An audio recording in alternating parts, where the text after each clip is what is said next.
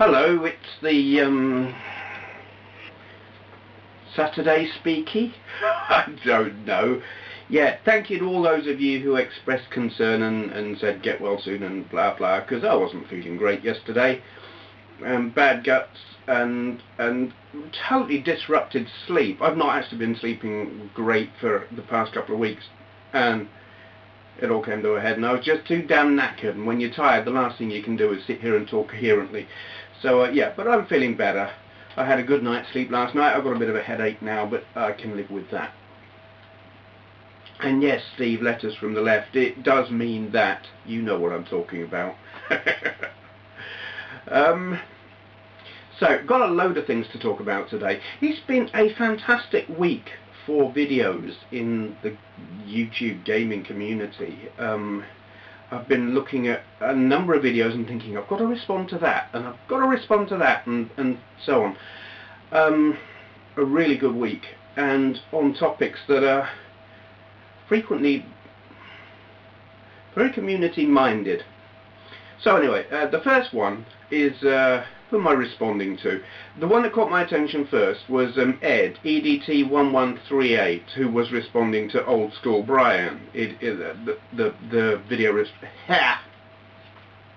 this originated with OldSkoolBrian. I'm going to link to both of them down there, since it was Ed that brought this to my attention.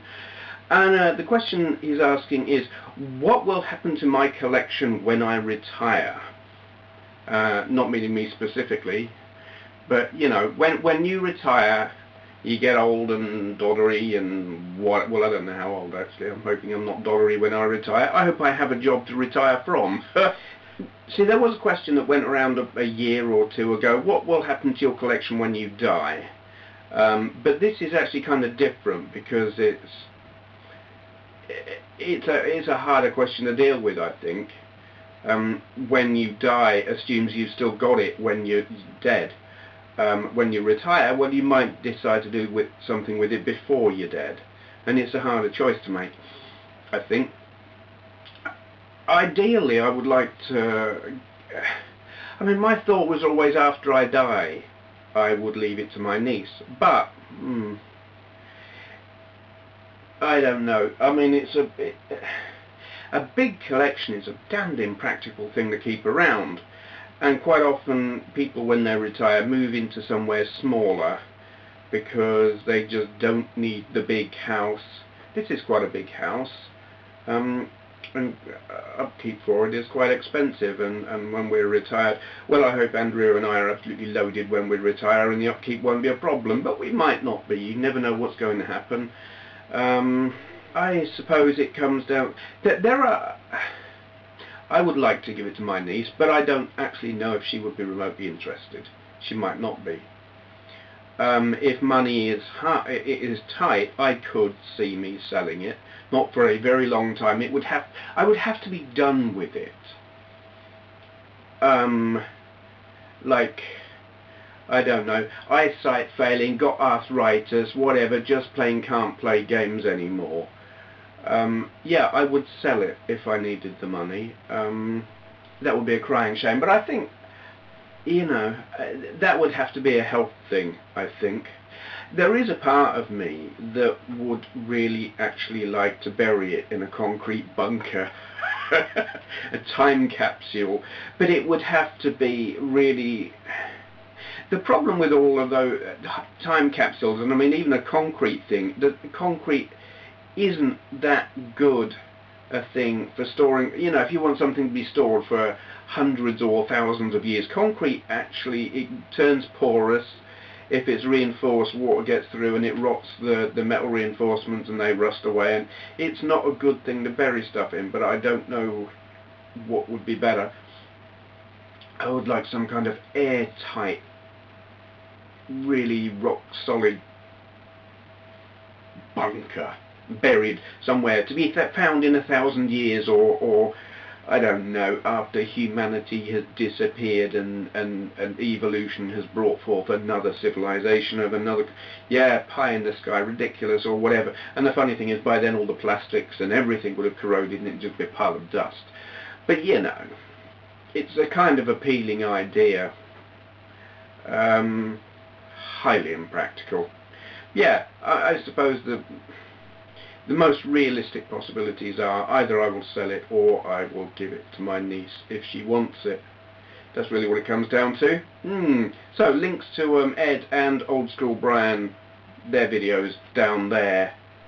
Right, moving on. AtsumaKarin did a video, and he asked a question, because it's a question that had been asked or referred to or mentioned something recently about having multiple channels. Now here's the thing, is there's a very contentious word in there, should people have multiple channels, or multiple channels on different subjects, or put everything into one? And he spoke about that. Link down there to his video, very interesting video. My thoughts on that. Okay, here's the thing. My first thought on it is the word should. I take great exception to anyone saying anyone else should do anything.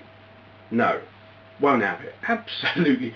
Here's the thing. I have actually recently, within the past month, I have had heated discussions with more than one person on the subject of having my material either separated or all together. In one place, on YouTube, I separate my gaming, my general stuff, and my comedy channel. They're separate. They're an entirely different thing. But on Facebook, I keep it all together. And on YouTube, I had someone telling me, no, you should put it all together. And on Facebook, I had someone telling me, no, you should separate it all apart. So my point here is, you're never going to please everyone. You're just not. Some people would like it kept separate, some people wouldn't. So, apart from the fact that these people absolutely should not be telling you what you should do, or rather, they can tell you, but you can tell them to get lost. That's what it amounts to. It is entirely down to what suits you best. I separate my videos because they are so very different and appealing to a different audience. I keep them together on Facebook because Facebook to me is a promotional thing. It's just a way of saying, this is my stuff. Take it all, or leave it, or pick and choose, or whatever. But it's like TV Guide. You might not necessarily watch every single program that's in that guide, but it's only a guide. That's what I use Facebook for. Yeah, where YouTube, I do separate them because they are different things, and there you just watch what you want. I think that makes sense. Anyway, yes, that is my attitude towards that. Basically, you do whatever suits you, what works best for you, because for some people they might not have a very high output, and everything they do may not be enough to make several channels. So put it all together. But if you've got a high output, and yeah, I've got a very high output, cramming everything together into one channel would not work. And in fact, I have music on my gaming channel. I did it ages ago. It's all the music I recorded years ago, and I put it all onto this channel years ago as well, before it had taken off really. It was just a way of getting it online. I only had one YouTube channel. I didn't want to start up another one, so I put it all onto this channel. And I find now that causes me a problem, because I get bombarded by people who have got bands or who make music, and they're constantly PMing me and sharing videos of their music with me, and I don't want it. I'm not interested. I don't care. You might be a fantastic musician, but unless you're a personal friend of mine, I don't give a crap. Selfish, I know, but there it is. And so for me it is a problem. I'm attracting the wrong kind of crowd.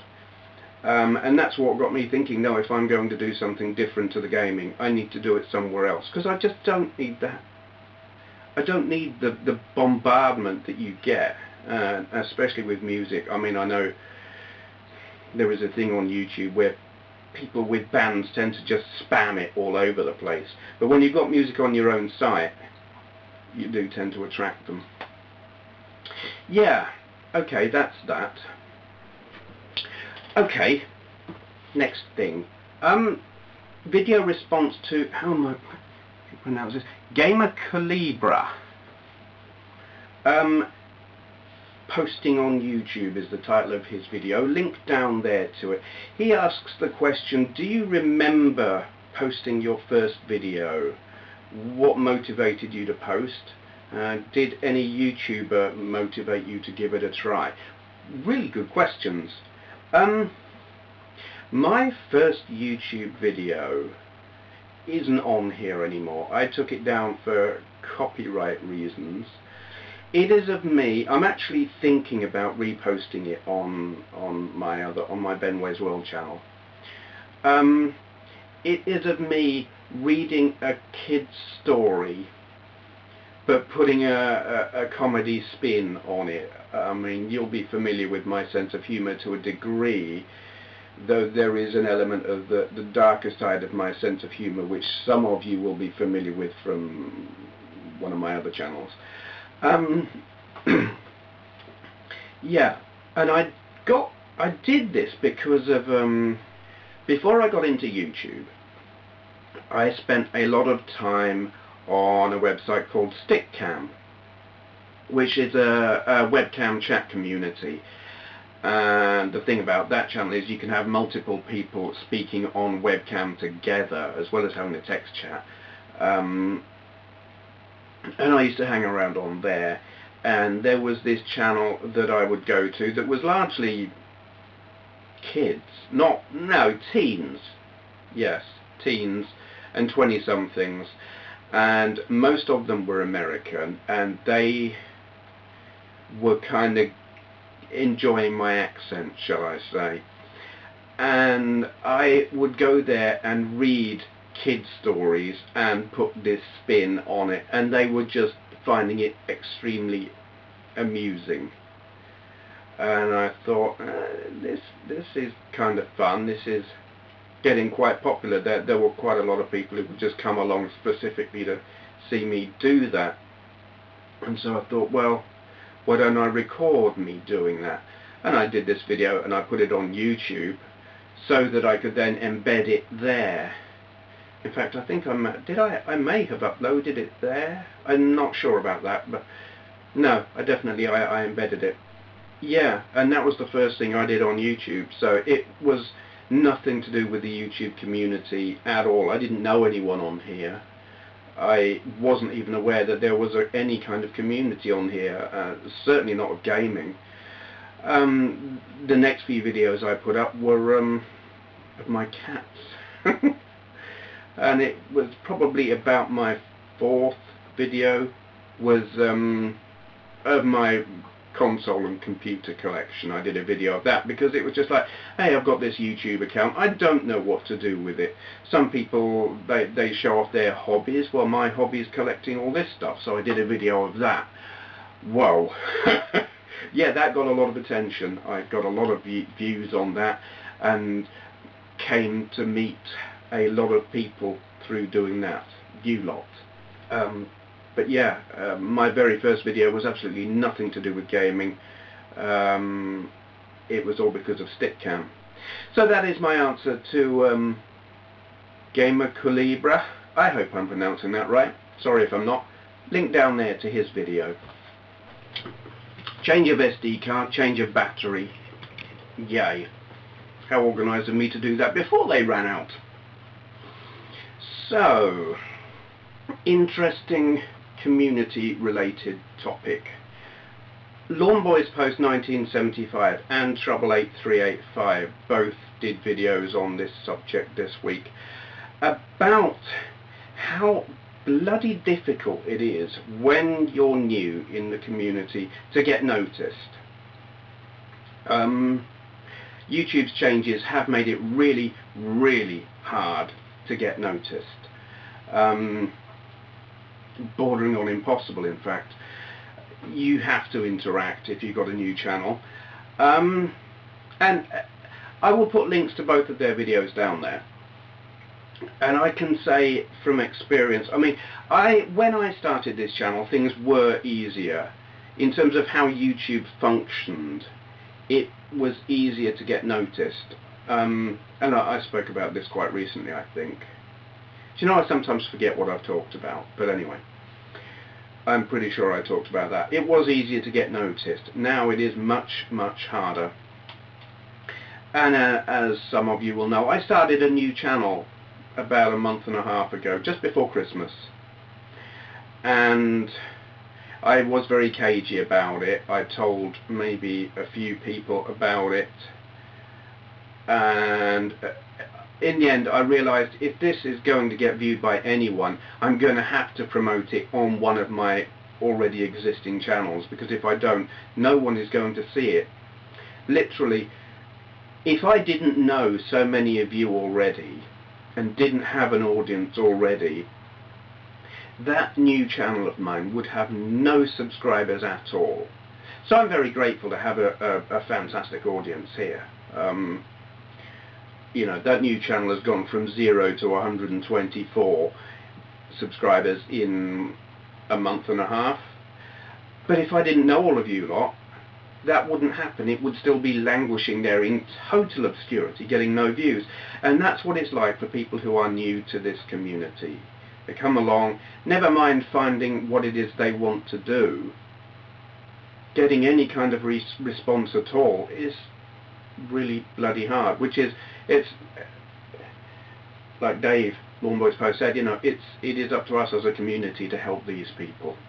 Anyone who's new and comes along, that's what a community does. It looks after its own. And these, you know, new channels, they're the channels of the future, and it's good for the community that we help them. I like to think I do my bit. Not patting myself on the back there or anything. You know, when I started doing this channel, I was actually really quite cynical. I didn't shout out anyone for ages. It was not until I got to my 500 subscriber video, and I've been going for over a year by the time I got that far. It took that long before I even thought about shouting anyone out. But then when I realised, hold on, this is a good thing to do, ever since I started doing the Friday Talkie, it's a shout out is just part of it, and I think it's a very worthwhile thing to do. But anyway, this is not what I wanted to talk about in terms of this. What I wanted to talk about was an idea. Lawnboy's post, Dave, hit his 1,000 subscriber milestone recently, and he did something fantastic. And congratulations, Dave, as well, because getting 1,000 is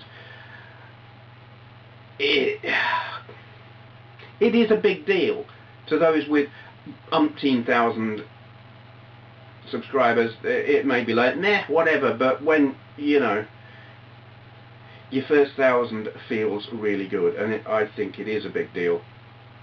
So congrats. Now, what Dave did was fantastic.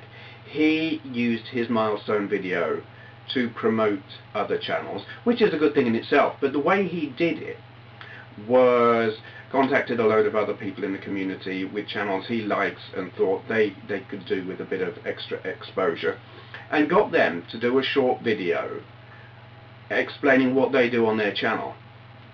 And he then put all of those together onto his video, and it was brilliant because you got to see yourself what these people were like.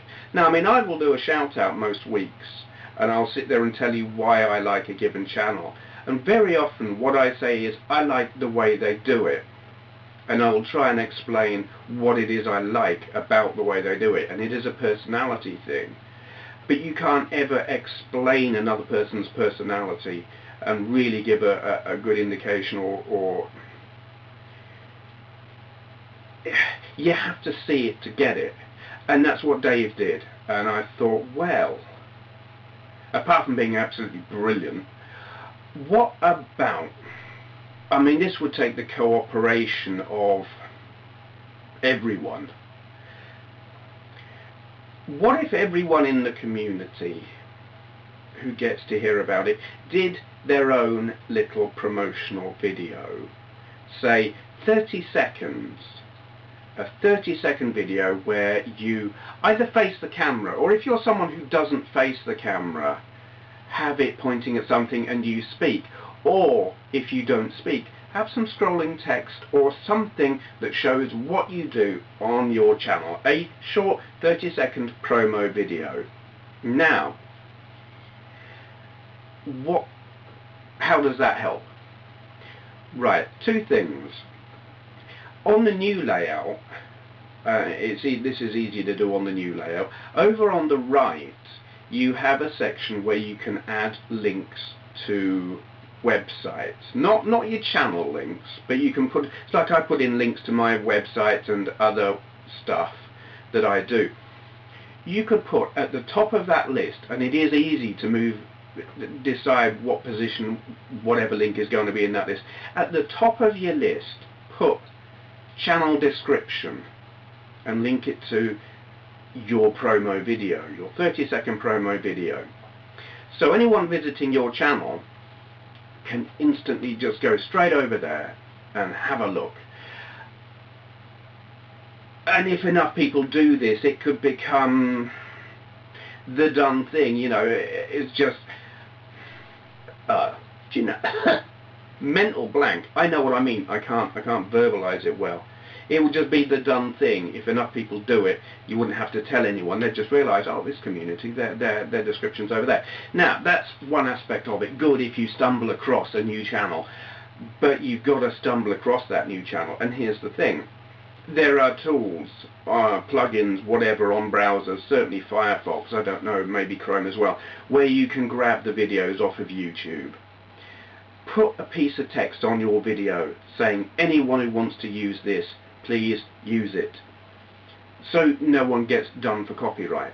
And then if people want to make shout-out videos, or they want to promote people who've got that video, they can then include that little 30-second clip in their video, like Dave did with his milestone video. There is a downside to that, in that if lots and lots and lots of people choose the same channels to, you know, say they want to do shout-out videos or whatever, you might find yourself seeing the same videos over and over and over. I don't know. It would depend. Will people do this? Will people think it's a good idea? It takes cooperation, and it would take... It's the kind of thing where you need it to snowball, or it just... Will it have any... Well, I think actually even if just a few people did it, it would have an effect for those few people, because I think Dave's video was very, very effective. I came across channels on there that I maybe wouldn't have paid attention to, and I saw them and I thought, well, I mean, I knew most of them anyway. There were a couple who I didn't know, and I thought, I like the cut of his jib or her jib or whatever, you know. It was fantastic for thinking, I like the look of that person. It's something that needs a snowball effect or something, but it's an idea. I don't know whether people would be up to doing that kind of thing, but I'm probably going to do one on my channel, and I think it would be good if other people did. Who knows? Worth a try, because I mean it is now so hard to get noticed. I know I'm finding it hard to get new subscribers, and if I'm finding it hard, God knows how hard it must be for a new channel. Okay, I've got something related to that that's just, what the hell? Yeah, right, okay. Slightly to one side of that. YouTube have, I mean, people have been saying it's going to happen for a while now. Subscriber counts. You look at how many subscribers you've got, and I think they've done it to everyone now. I've heard a few people saying it's happened to them. It happened to me. I know it happened to quite a few others. They have removed dead channels from your subscriber count. A few days ago I had 6,189 subscribers. I've now gone down to below 6,000. some people are upset by this. What it means is all the channels, if someone had subscribed to you, that goes onto your count. If they then closed their channel down, that stayed there for a long time, and YouTube have now decided, no, sod this, that people are getting inflated subscriber counts where it says they've got this many, but really half of those channels don't exist anymore. So they've taken them off the total. What do I think of that? I know some people are upset by it. My view, it depends on how you perceive that count. YouTube's attitude seems to be they should only count if that number needs to represent a person who, if they're not actually actively watching your channel, they could. You know, they need to exist. Where for some people I think they view it as, that's someone who subscribed to my channel. It doesn't matter if their channel doesn't exist anymore, they did once, they liked my channel enough to subscribe. My thinking, it doesn't matter. It really doesn't matter. If you want a number that matters, it's the number of people who watch. And that's the only number that matters. But at the end of the day, numbers... What are you in it for? If you're in it for the money, if you're a partner or you've got ads, I have got ads. Okay, 10 million views and no comments whatsoever would be nice in terms of some cash coming in. Yeah, I can see how people would like that. But really what matters to me is the interaction. I would rather have 100 views and 100 comments than 1 million views and no comments. Yeah, okay, the money would be nice. But really, I'm doing this for the interaction. It's fun. I remember once I had a comment a long time ago, and it was on my very first collection video where I showed everything that I'd got. And I had this comment that really pissed me off, and I can't remember who it came from. I don't think it's anyone who's still commenting. And they said, so really you're just showing off and saying, look how cool I am because I've got all this shit and I've got more than you. And that pissed me off. My reply was, no, this isn't about showing off. This is about sharing experiences and ideas. It's about promoting conversation. And this guy didn't get it. But that is really what it's all about for me. It's about promoting conversation. The number of times I'll put up a video and people are like, oh yeah, I remember this, and they know something about a game or a piece of hardware or whatever that I didn't know. It's not all about me telling you I've got this and what I know about it. I mean, I do. I share with you what I know about a thing, but I get as much back, if not more, because I learn. There are people out there who know so much more than me about a lot of the stuff that I've got, or that I play, or that I do, or whatever. So it's a two-way process, and that is what it's all about for me, interaction. Sod the numbers. They're kind of okay to give you an indicator of, is it success? I don't know about that. You might get a rough idea of how many people are aware of your existence. So what? If they're not interacting with you, it just doesn't matter. Yeah, that's what I think about that. YouTube have taken away all the dead accounts from your subscriber list. Count thing. Doesn't matter. Don't worry about it. It's really not important. Yeah. Okay, shout out time. I'm going to turn the camera around. I know I've got some channels bookmarked. I can't think right off the top of my head who I was going to do. Okay, that's not going to work. Sorry. This is going to sound like a weird reason for not doing a shout out. I've got no curtains in here. There are nets, but I've got the sun streaming in through the window just there. That there. And it's shining on my screen here and just making it a bloody nightmare. And it's making a mess of the screen when I try and record it. You probably couldn't tell from that, but yes, too much glare. So that's going to have to wait. Now, this in itself is going, it's not a shout out, but it's what's coming next. I'm going to put a big link there, if I can get that to work. Annotation, link, what's coming next. Cohen. You made me smile. Yes. Click that link, you'll know what's coming next. That's all I've got to say. That would be embarrassing if the video's not there anymore, but I see no reason for him to take it down. TheSymbianFreak. Yeah. He did a cool thing. Click the link, go take a look. It's funny. That's all I've got. I think that should be enough. I'm filling my third SD card now. Okay. There was other stuff. I can't remember if there was other stuff I was going to talk about or not. I'll tell you what. I'm not finished. I'm going to waffle a bit now. This is completely off the top of my head and not planned. I got, well, Andrea bought for me, in fact, a load of games this week. They were doing, I can't remember where she got them. It was 4 PS3 games for 20 quid, and I think a £5 for a game is pretty good. They're old games, really, mostly.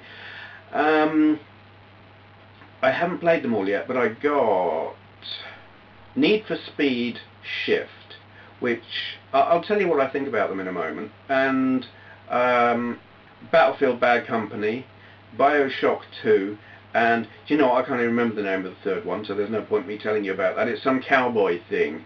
It looks like some kind of PS3 spaghetti western thing, and it's not Red Dead Redemption. I've got that already. Anyway, yeah, Need for Speed Shift. It just confirmed what I have always thought about Need for Speed, because I'd seen videos of this and it looked like, I thought, I'm going to like that. Up until this point, I have not liked Need for Speed since Need for Speed 1 on the 3DO. Subsequent games, for me, I just did not like them. And this one, I looked at it and thought, I'm going to like that. That's got back to proper racing. So I played that, and I've got up to like the second level, and guess what? I don't like it at all. It is so fussy. I just want to get in my car, get on the track and race. None of this, you've got to get this far ahead of this guy or have this amount of time or blah blah something. It's stupid. I don't want that crap. And I was so disappointed because the car handling is great, the sound effects are great, the graphics are great. Let me bloody race. Oh, and it had that installation bug. Jesus Christ. It took an age to install it. It got to 98% and then just sat there like, duh. And I'm thinking, as it locked up? And I went and Googled it before stopping the installation just to find out. Yeah, that pissed me off. I have since deleted the whole thing. I mean, it was quite a big install, and I thought, I don't want this crap filling up my hard drive, because it's not a particularly big hard drive on the PS3. So yeah, very, very disappointed in that, and it confirmed what I have thought about Need for Speed. Ever since Need for Speed 1, good. Everything else, shite. Well, I shan't say shite, I shall say I don't like it. Yeah, and I still don't like it. Very disappointed. So, Battlefield Bad Company, love it. I started playing that last night and thoroughly enjoying it. There's nothing special about it. I played Bad Company 2 and thoroughly enjoyed that as well. I think that one was visually better than this, but you would expect that because that's progress. But I like it. It's fun. I do like all the banter between the characters. And I am only playing it in one player mode. I have found this. Battlefield Bad Company, single player, fantastic. Battlefields 1943, 2 and 3, well, single player on those is virtually non-existent anyway. I've tried, well, single player on Battlefield 2 is just a simulation of multiplayer on Battlefield 2, so it's like, you don't even bother with that. Though I have been online with Battlefield 2 recently and there was no one there at all, which amused me. Battlefield 3 has got a single player mode, kind of. There is a campaign there, but it's don't even go there. It's not fun. Hard to explain why. It just isn't fun. But the campaign, Bad Company, those games, single player, great, love them. I haven't even tried them online, multiplayer, not a clue, don't know if they're good or not. Don't care, because if I want to play Battlefield online, I will play Battlefield 3, and I am loving that. I've been quite hooked on that since I got it. So, Bioshock 2, don't know yet, haven't tried that yet, but I know its reputation is excellent, and I've seen other people play it, and really, I like the look of it. This western cowboyish thing, I ain't got a clue. I haven't got high hopes, but it was like, had to choose 4 games, and it was like the 4th one. I couldn't see another game on the list that I wanted. There were other good games, but I had them already, so I was like, I don't know anything about that. Andrea said it had good reviews. She's big at looking up information before buying stuff. And she's like, well, it's got good reviews, everyone's saying it's good, so we'll have that. I can't even remember what it's called, so this whole little bit was completely pointless. I don't know why I'm talking about that, because I can't tell you what it is. Yeah, that has been my gaming. Because some of you may be horrified to know that much of the time, when I'm not making retro gaming videos, if I'm just gaming for the sake of gaming, I do spend a lot of time playing modern games. I'm not exclusively a retro gamer. I do play the retro stuff, but I spend more time playing the modern stuff. That may shock some people.